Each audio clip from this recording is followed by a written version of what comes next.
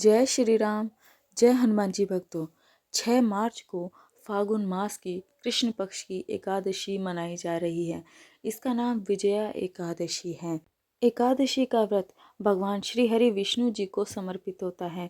जो भी भक्त पूरे भक्ति भाव से एकादशी का व्रत करते हैं, विष्णु जी की पूजा अर्चना करते हैं, उन पर हमेशा ही श्री हरि विष्णु जी की कृपा बनी रहती है। आज की वीडियो में हम विजया एकादशी की व्रत कथा का श्रवण करेंगे। जो भी भक्त एकादशी का व्रत करते हैं, उनके लिए व्रत कथा का श्रवण अति आवश्यक है, क्योंकि बिना व्रत कथा को सुने एकादशी का व्रत पूर्ण नहीं माना जाता है। तो आइए शुरू करते हैं विजया एकादशी की व्रत कथा। धर्मराज युधिष्ठिर बोले कि हे जनार्दन, आपने माघ के शुक्ल पक्ष की जया एकादशी का अत्यंत सुंदर वर्णन करते हुए सुनाया। अब आप फागुन मास के कृष्ण पक्ष की एकादशी का नाम बताइए तथा इसकी विधि क्या है, कृपा करके आप मुझे बताइए। श्री भगवान बोले कि हे राजन, फागुन मास के कृष्ण पक्ष की एकादशी का नाम विजया एकादशी है। इस व्रत के प्रभाव से मनुष्य को विजय प्राप्त होती है। यह सब व्रतों से उत्तम व्रत है।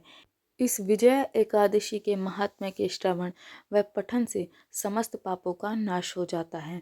भयंकर शत्रुओं से जब आप घिरे हों और पराजय सामने खड़ी हो, तब उस विकट स्थिति में विजया नामक एकादशी आपको विजय दिलाने की क्षमता रखती है।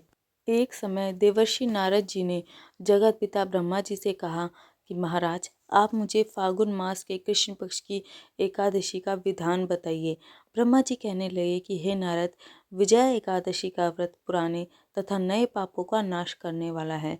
इस विजया एकादशी की विधि मैंने आज तक किसी से भी नहीं कही है। यह समस्त मनुष्य को विजय प्रदान करती है। त्रेता युग में मर्यादा पुरुषोत्तम श्री रामचंद्र जी, जो विष्णु के अंशावतार थे, जब उनको 14 वर्ष का वनवास हो गया, तब वे श्री लक्ष्मण जी तथा सीता जी सहित पंचवटी में निवास करने लगे। वहाँ पर दुष्ट रावण ने जब सीता जी का हरण किया, तब इस समाचार से श्री रामचंद्र जी तथा लक्ष्मण जी अत्यंत व्याकुल हुए और सीता जी की खोज में चल दिए।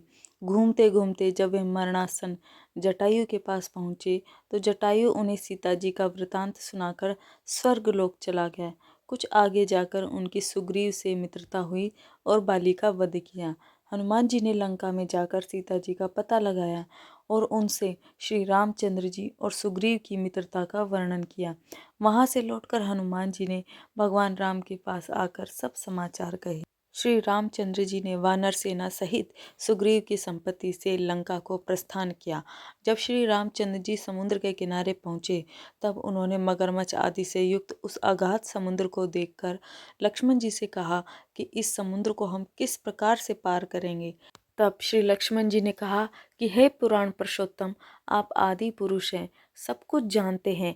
यहाँ से आधा योजन दूर पर कुमारी द्वीप में वाग्दालभ्य नाम के मुनि रहते हैं। उन्होंने अनेक ब्रह्मा देखे हैं। आप उनके पास जाकर इसका उपाय पूछिए। लक्ष्मण जी के इस प्रकार के वचन सुनकर श्री रामचंद्र जी वाग्दालभ्य ऋषि के पास गए और उनको प्रणाम करके बैठ गए। मुनि ने भी उनको मनुष्य रूप धारण किए हुए पुराण पुरुषोत्तम समझकर उनसे पूछा कि हे राम, आपका आना कैसे हुआ। तब श्री रामचंद्र जी कहने लगे कि हे ऋषि, मैं अपनी सेना सहित यहाँ आया हूँ और राक्षसों को जीतने के लिए लंका जा रहा हूँ। आप कृपा करके समुद्र पार करने का कोई उपाय बतलाइए। मैं इसी कारण से आपके पास आया हूँ। वाग्दालभ्य ऋषि बोले कि हे राम, फागुन मास के कृष्ण पक्ष की एकादशी का उत्तम व्रत करने से निश्चय ही आपकी विजय होगी। साथ ही आप समुद्र भी अवश्य ही पार कर लेंगे। इस व्रत की विधि यह है कि दशमी के दिन स्वर्ण, चांदी, तांबा या मिट्टी का एक घड़ा बनाएं। उस घड़े को जल से भरकर तथा 5 पल्लव रख वेदिका पर स्थापित करें। उस घड़े के नीचे सतनजा और ऊपर जौ रखें। उस पर श्री नारायण भगवान की स्वर्ण मूर्ति की स्थापना करें। एकादशी के दिन स्नान आदि से निवृत्त होकर धूप, दीप, नैवेद्य, नारियल आदि से भगवान की पूजा करें। तत्पश्चात घड़े के सामने बैठकर दिन व्यतीत करें और रात्रि को भी उसी प्रकार बैठे रहकर जागरण करें। द्वादशी के दिन नित्य नियम से निवृत्त होकर उस घड़े को ब्राह्मण को दे दें। हे राम, यदि तुम भी इस व्रत को सेनापतियों सहित करोगे तो तुम्हारी विजय अवश्य ही होगी। श्री रामचंद्र जी ने ऋषि के कथा अनुसार इस व्रत को किया और इसके प्रभाव से दैत्यों पर विजय पाई। अतः हे राजन, जो कोई मनुष्य विधि पूर्वक इस व्रत को करेगा, दोनों लोकों में उसकी विजय अवश्य ही होगी।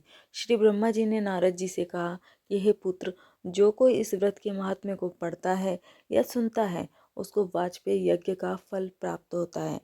इस प्रकार ब्रह्मा जी ने नारद जी को विजया एकादशी के महात्म्य और विधि को बताया।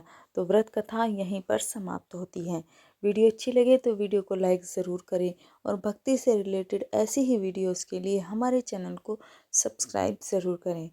जय श्री राम, जय हनुमान जी भक्तों। आप सभी का दिन शुभ और मंगलमय हो। आप सभी को विजया एकादशी की हार्दिक शुभकामनाएं।